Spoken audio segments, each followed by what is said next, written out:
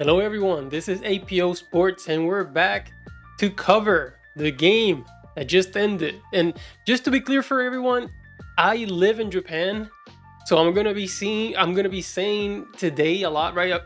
So I'm gonna be addressing the game that happened between the Fever and the Sparks.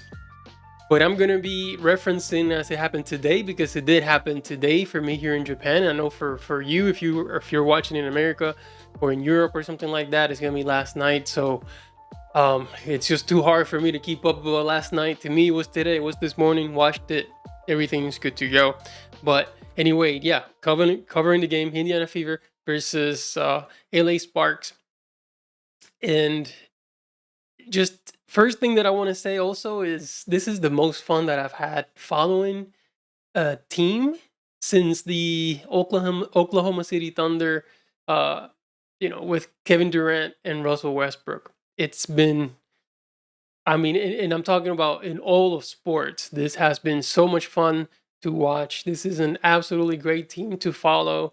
Such an easy team to root for because of the entire cast. I mean, they all seem like really great individuals. You can tell that they're playing for one another, that they're celebrating each other's success. Really, the only person that I mean, they have a big three. So if anything, Aaliyah Boston, Kelsey Mitchell, Caitlin Clark, you could potentially see maybe some jealousy as to who is number one, but you can tell that they like each other. You can tell that they're enjoying this wave as much as all of us, as far as the success that the team has had. So it's just been amazing. So another win for the Fever. They've now won 5 games in a row. That's crazy to even think about from it for a team that started 1-8, 2-9, whatever the record was early on. Uh, so it's just been, I mean, I don't know, it's been refreshing. It's been great to see. Of course, winning solves a lot of different issues and problems and some other, you know, things that the team can work on and improve upon.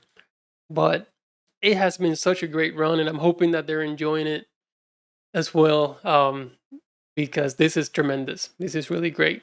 So the Fever win again, like I said, 5 in a row out of the last 8, or since the Olympic break, 7-1.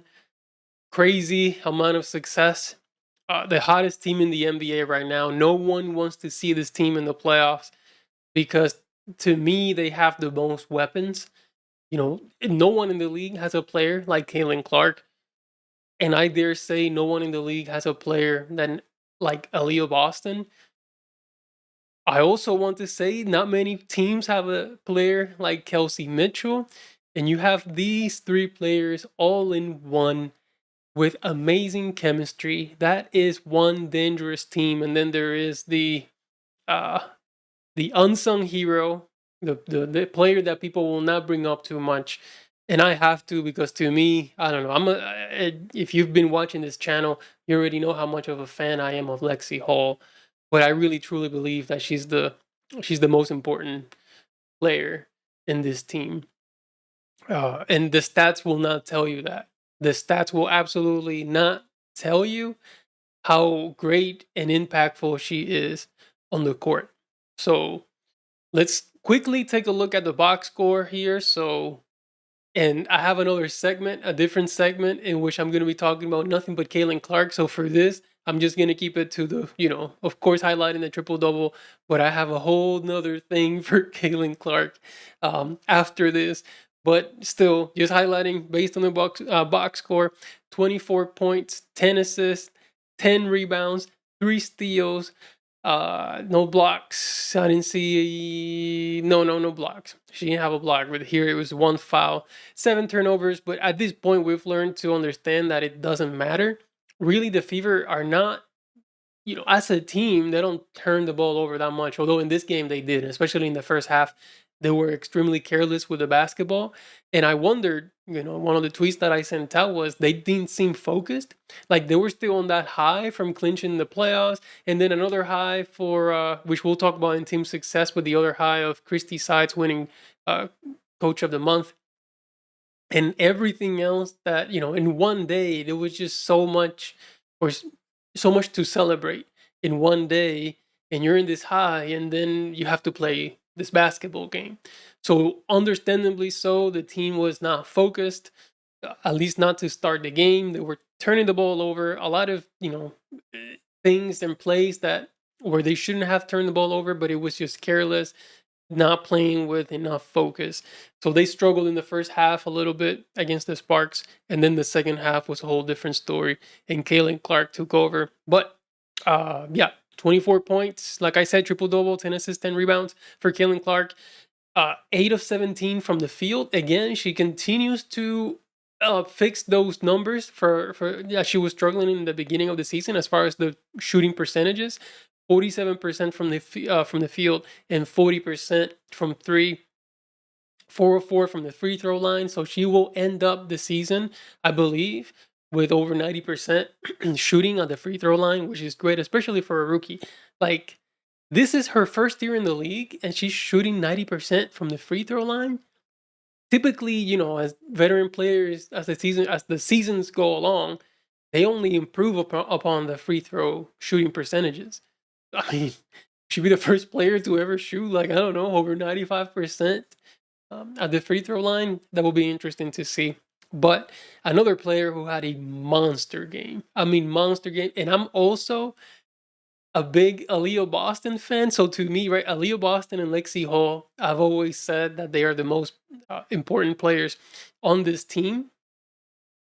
And I mean, Boston is just, I don't, it's hard. I don't even know what to say. Like, it's amazing to watch Aaliyah Boston. It just really is. The impact, the winning, she's everywhere impacting, winning all the time. It's just an incredible player overall because she's amazing as a player. But anyways, 24 points, 14 rebounds, 4 assists, 1 steal, 10 of 16 from the field, and the plus 12, which is, brings me back up to the impact that she has on the court. It will be super hard for you to open a box score. You're from a random game from all these games that the Fever have played up to this point. I think they've played 34 games so far. I challenge you to just a random box score and find an Aaliyah Boston having a minus impact on the court from the plus minus stat. She's constantly on the plus. And it's crazy because of the amount of minutes that she plays, right? She played 33 minutes today, plus 12. Again, I could go on and on and on and on about Aaliyah Boston, so I'll probably do a separate video on Aaliyah Boston because I don't think she's getting enough credit for the impact that she has on winning, right? Understanding Kaylin Clark is the best player on the team, the most valuable player in the team, and most valuable player. We'll discuss that once we get to her. But Aaliyah Boston has been amazing. And then Kelsey Mitchell, another big game as well. 18 points, 2 assists, 4 rebounds, plus 6 on the plus minus. She had 3 turnovers, but the whole team was struggling today. She was 8 of 18 from the field, which is good. She can, the good thing with Kelsey Mitchell is that if her three's not dropping, she can impact the game and score in other ways. She's just a relentless scorer, and she'll go to the basket. She has a mid-range jumper. She's just a scorer. That's what she is, right?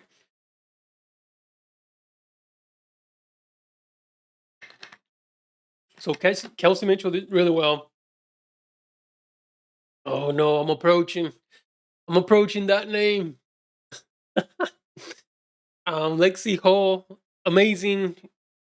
One of my favorite players in the Fever. The impact that she has on the court, and there was a period of time in the fourth quarter where, again, like, so Christy Side is doing a great job. We're going to talk about Christy Sides a little bit later as well, but Christy Side still has not. I thought she had figured out the fourth quarter lineups and what she needed to have in the fourth quarter last game when she had Kaylin Clark, Aaliyah Boston, Kelsey Mitchell, Lexi Hall, and Dantas on the court. And she started having that lineup at the 8-minute mark, and they were a whole different team from there, and they closed the door easily, right? This game, what is going on? Sometimes I feel like she's falling asleep on the sidelines. Like, you need Lexi Hall in the ball game right now, like right now. So again, I think it was like the seventh or 6 minute mark. No Lexi Hall nowhere. I'm like, what is going on? And the crazy thing is that even though you see the box score, 4 points, 4 rebounds, but okay, you're not impressed by those numbers, but you can feel and see the impact that she has on the game as you're watching it, right? You have to watch the game to understand how much positivity she has and how much she influences the game. You have to watch it. This ain't nothing. You can't look at the box score for this one. You have to watch it, and you can tell once Lexi Ho. And it's funny because the moment that I hit a post on that tweet, then she subbed her in. So I was like, all right, good. But she left Nelissa Smith in the game to close the game out, and I thought that was a mistake. And again, if you look at the box score, you're gonna think, "Oh wow, Nelissa Smith had a better game than Lexi Hall." That's incorrect. That is incorrect, which is why I think these numbers are foolish, right? You can, you can be misdirected, whatever it is. You can be confused by the box score when comparing it against the actual impact on the court. And I don't mean, again, I'm catching myself that in every video that I've made, in every post game reaction, I've been critical of Melissa Smith. I I understand that, and I'm coming across as a straight up hater, and I do apologize for that, and I do want to apologize, to Melissa Smith, um, and her fans as well. Like, it's not a personal Melissa Smith thing at all whatsoever. I think she's a wonderful, talented player, but I do think there's something really missing here as far as impact on the court at crunch time, at valuable times in the game. I don't think she should be on the court when the game is still hanging in the balance. She just should not be in there. Um, and again, I mean, she had some good plays, but some other bad plays. Like, she had a rebound that she let go. She has some careless turnovers. It's just a bunch of mental lapses. And I've already said that she reminds me a little bit of Carmelo Anthony. Great, talented guy, but just not someone who contributed too much to winning, at least at the professional level, because he did win an NCAA title with Syracuse, but no NBA titles. I've compared her to Michael Beasley, who was an amazing, talented player in college and even in the NBA. It's just that mental lapses, he just did not contribute to winning. Another one that I can also compare her to is J.R. Smith. I don't know if they're related. I mean, of course, it's a super common name, so they don't have to be. But J.R. Smith is another player that she reminds me of. Super talented. I mean, he could score with the best of them, but did not impact winning. So you could tell as well that that is not the most optimal lineup when closing the games. And this was a close game where you need to really test what lineups work and what lineups don't. And come playoff time, you cannot have Nelissa Smith on the court in crunch time. You can't. And that will be a tough lesson to learn during the playoffs. So why not fix it now and make sure that, yeah, this other lineup works better than this other one. So and the numbers are deceiving as well, because you can see again, like, listen, you don't need Nelissa Smith. So okay. So how can Nelissa Smith fix this? The thing is, you don't need her to score. She doesn't need to be a scorer. She doesn't need to be a rebounder. But I do think in her mind she does, right? I believe she's one of those players that once she goes back to the locker room, the first thing she looks at is the box score to see how she did, right? Like, I guarantee you, I can guarantee you that as soon as the game's over, she goes back into the locker room, she's looking at the box score, and she's like, and maybe a lot of players do that as well, but she really cares. She's like, oh, let me see. And if maybe it's less than 10 points, she won't be happy even if they got the win. But if it's more than 10 points, she'll be happy even if they lost. That's kind of what I mean. That's kind of what I'm reading here. I could be wrong. I could be wrong. But That's what I think happens whenever she goes, to the back. So, but that's a problem for this team, especially in crunch time. Because yeah, go get your numbers when the team, in the second quarter, in the third quarter. I think so. And starting the game is fine too. Yeah, she can start. She can start, play the first 6 minutes, 8 minutes, good. Sit for the rest of the second quarter, the beginning of the second, and then close the second quarter. Although, man, those are crunch time minutes too. But she can play a big, a big chunk of time in the second quarter. Maybe not to close the second quarter because that's an important period of time. Closing out halftime always helps. So maybe not to close the second quarter. She can start the third quarter again. Yep.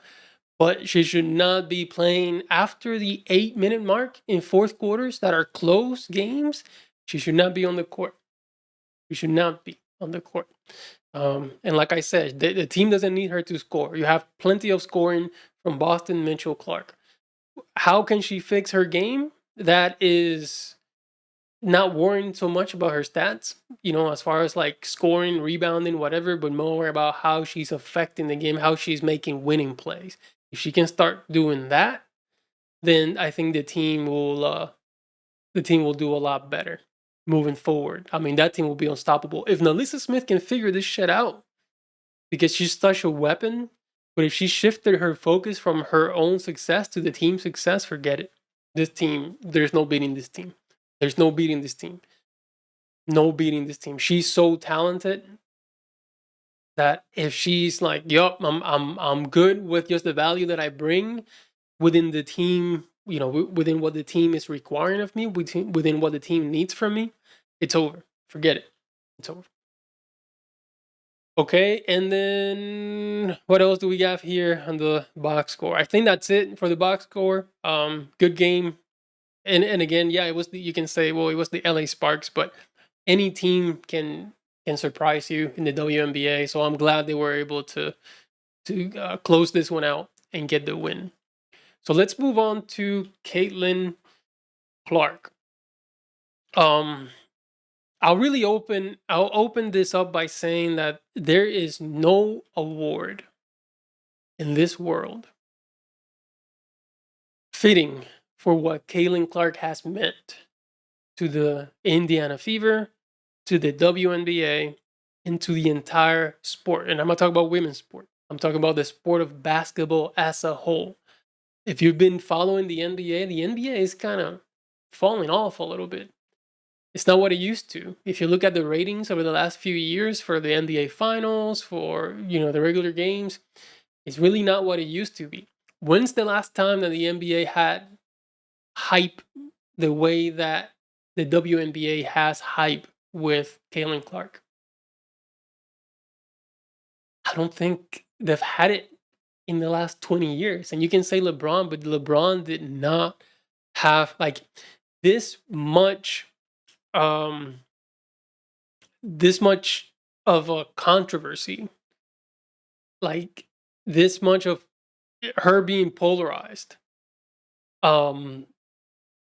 It just hasn't had it, like this much excitement, this much hatred. I mean, everybody has to talk about Caitlin Clark one way or another, right? If someone posts something hating Caitlin Clark, that's gonna get crazy amount of views and traction, engagements in social media. And someone has great things to talk about Caitlin Clark, that's gonna get amazing or traction and engagement in social media. I mean, what she's done, and that's just as a in the fan spaces, but it's also in the business space. Everyone is talking about her, and now I'm beginning to think that Nike kind of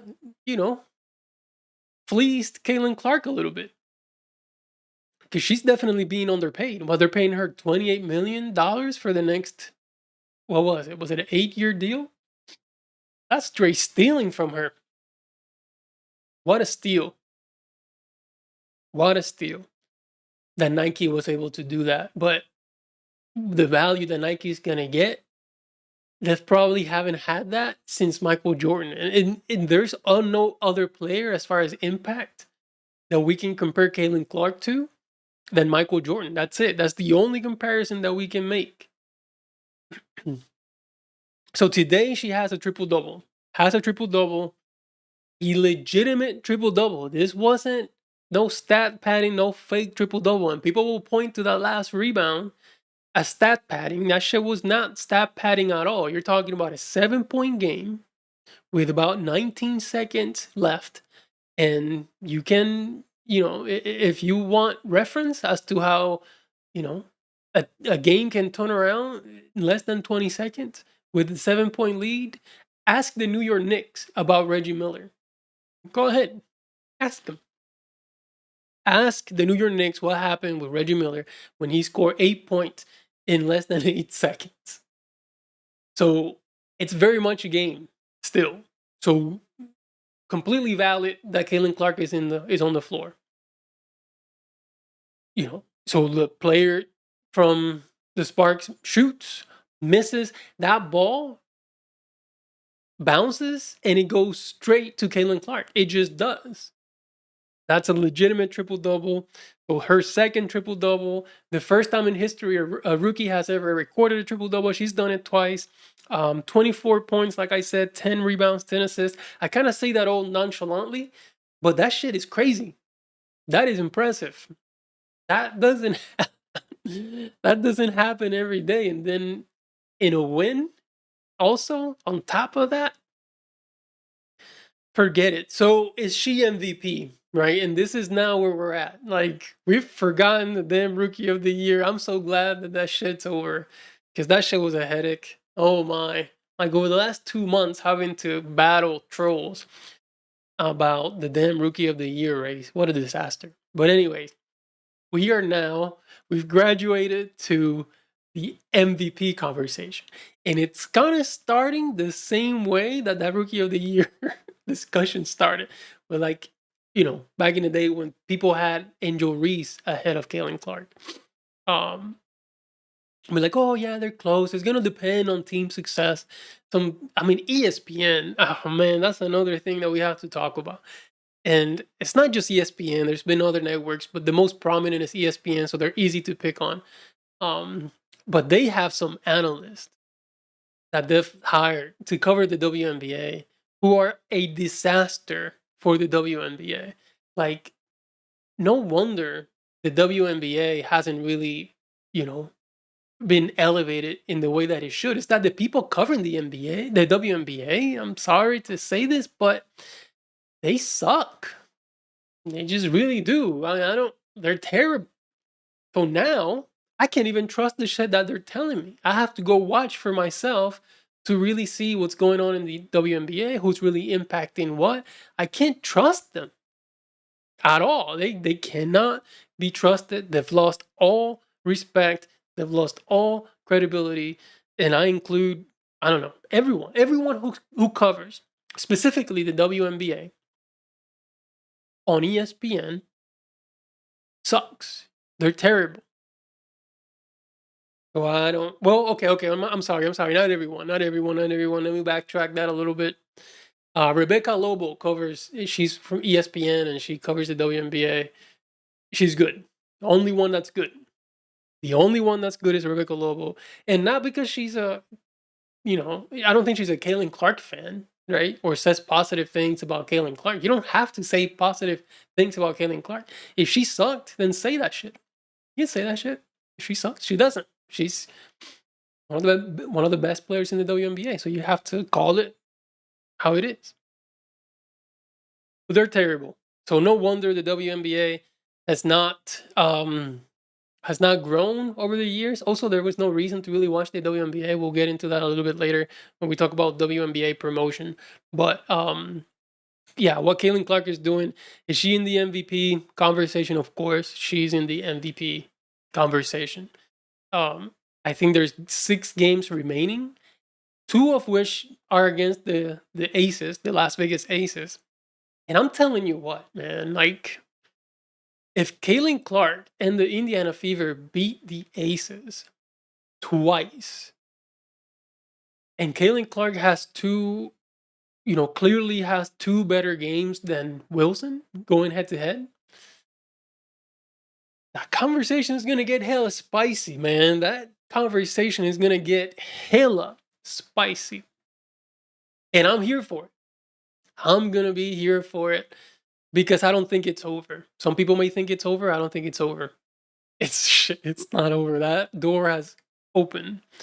And Caitlin Clark is second in MVP right now. Second.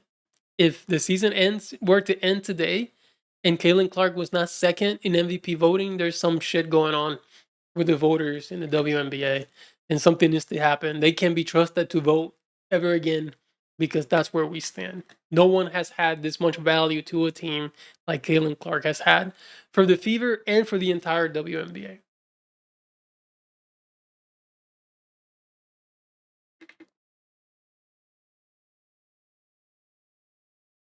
So I don't know. And another thing that I want to highlight about Caitlin Clark that I want to mention here is it goes beyond numbers. Like if you look at the press conference, uh, the pregame press conference, it shows the entire reason as to why I believe a lot of us are glued into watching Caitlin Clark and why we are such fans of Caitlin Clark is because the way that she handles, you know, the media, the way she handles herself, like how she answered those questions, both questions about one, it was about the playoffs, making the playoffs, and she said, we're hungry for more. This is yeah, sure. But like in her mind, they were already making the playoffs was a given. They want more, right? So that's already crazy to say for a rookie to come in. Like she could have just taken the accomplishments and said, "Yeah, I'm the shit. I brought this team a playoff for the first time in not in history, but in 8 years. I was the difference." No, no, no, no, no, no. None of that with her.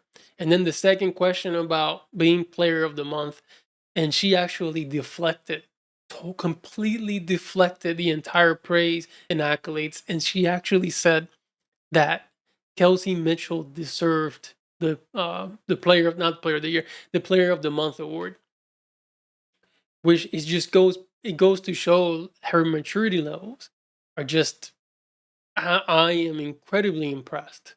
Like, there's no NBA player right now with the maturity of Caitlin Clark. I'm telling you, no one in the NBA, no player, no current NBA player has the maturity of Caitlin Clark. Not even Jokic or any of the. Jalen Brown has shown me his true colors lately.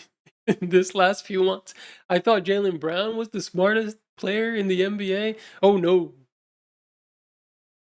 no, he's not. Or maybe he is. I don't know. But if he's the smartest, I'm concerned about the entire NBA. Um, but there is no NBA player more mature um, than Caitlin Clark. It's impressive to just watch.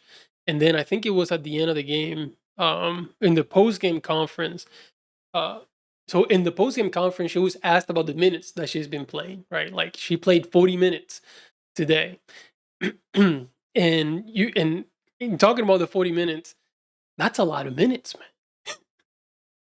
I mean, 40 minutes, there's no load management going on with Caitlin Clark, and you can actually see how maybe afraid um, Christy Sides was to take Caitlin Clark out of the game because maybe they would have fallen apart. I mean, that's just how much value he brings to the game. But yeah, she was asked about the 40 minutes, and she essentially said that, she's here for the fans and she wants to deliver, always deliver for the fans.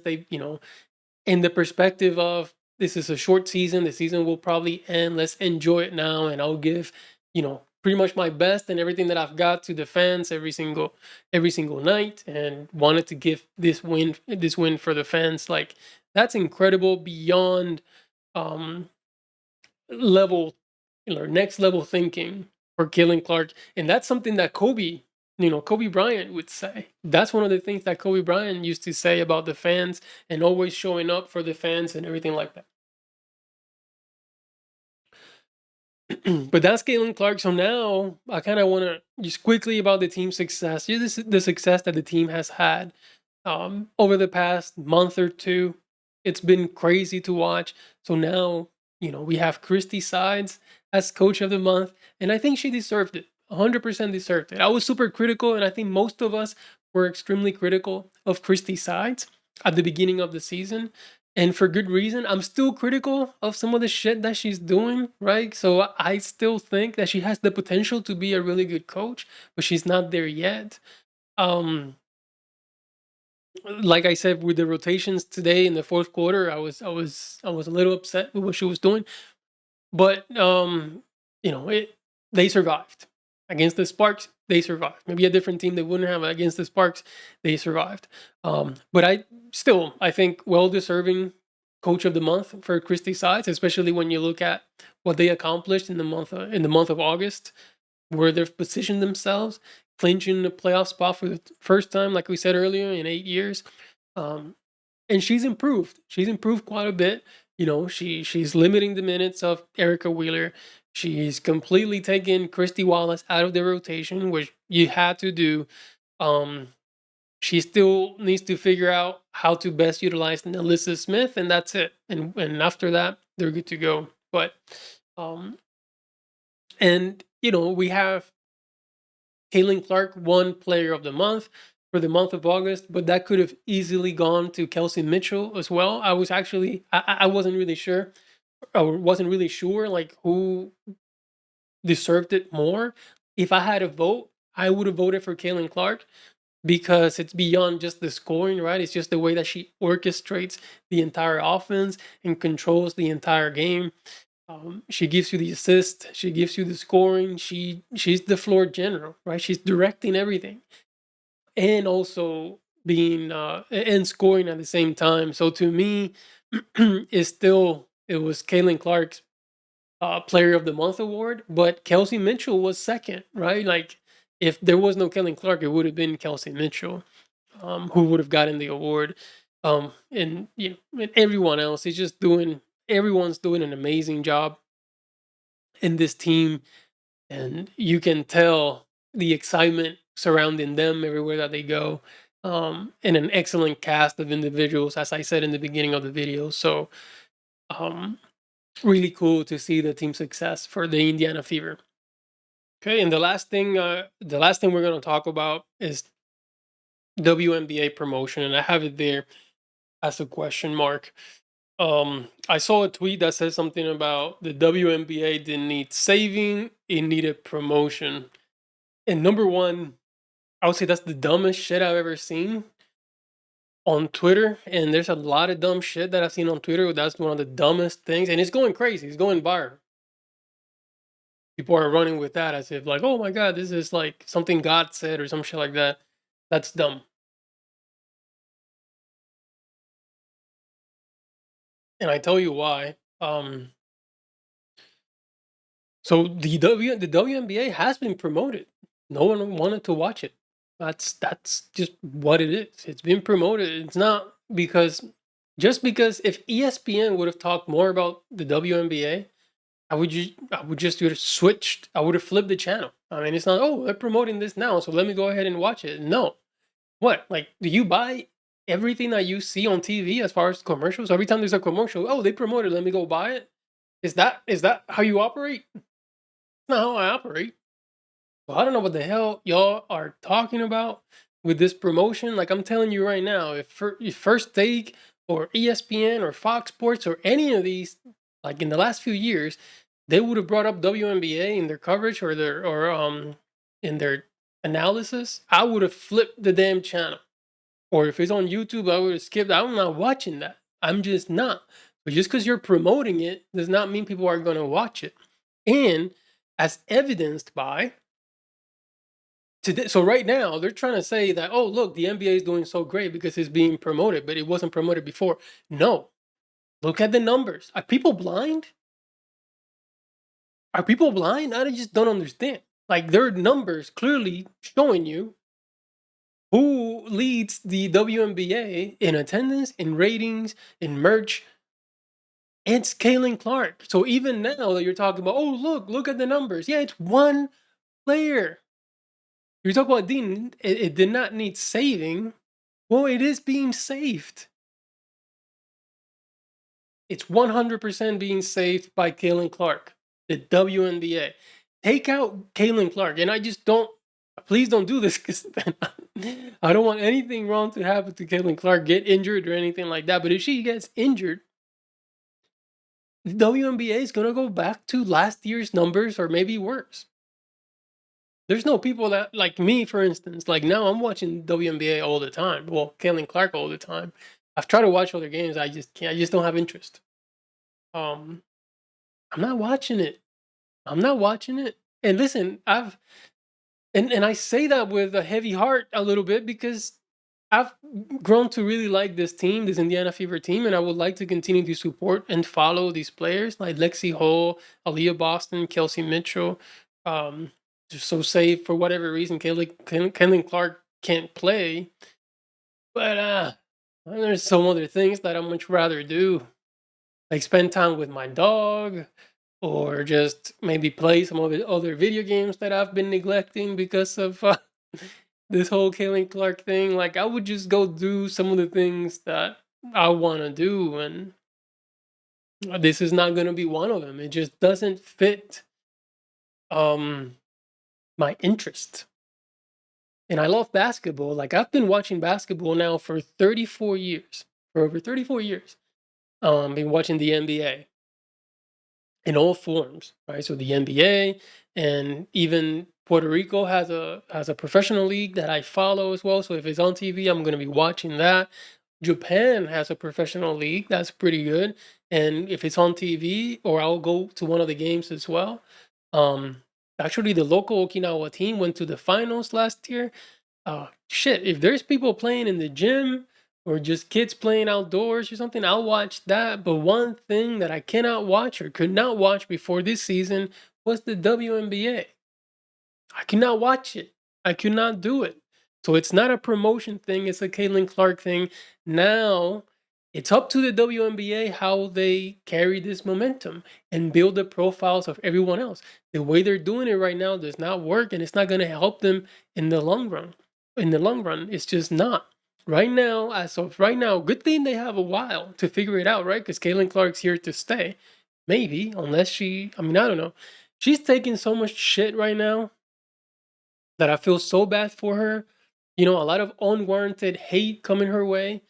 And I just don't know for how much longer she can withstand that. Because if I'm her, I would say, you know what, fuck it.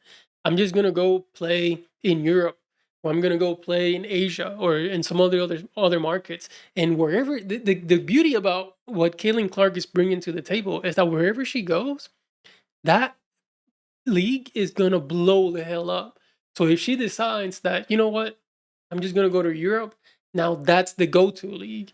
If she says I'm gonna go to Asia, that's the go-to league. Wherever Caitlin Clark is, that's where that's where the money's gonna be. So, of course, she's from the United States, so she's gonna continue to support the local economy, like how she's helping Indiana and all these other cities that she goes to and visits as a role player. Um, so I know that she wants to have this success in the U.S., but it's not helping it's definitely not helping her mental health, and I worry about her in that regard. And I just hope, and I know that she has a good support system, and hope that she can tune all this negativity out and just continue to do what she does, while she gives time to the WNBA to really figure this out, to build a league that people want to watch even after Caitlin Clark is gone. So that's really all I have for this post-game reaction of the game. Let me know in the comments what you think about all the topics that we just covered. What's your opinion? What's your take? What are some things that I can improve personally moving forward as I continue to cover these games and doing post-game reactions? But that's it. That's all I have. I hope everyone has a great day. And I'll see you next time.